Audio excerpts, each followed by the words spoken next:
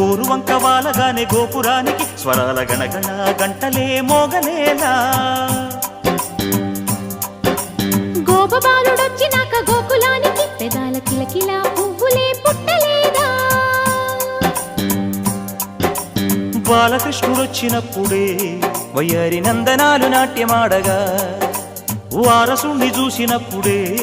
వరాల వాంఛలన్నీ పల్లవించగా నందుడి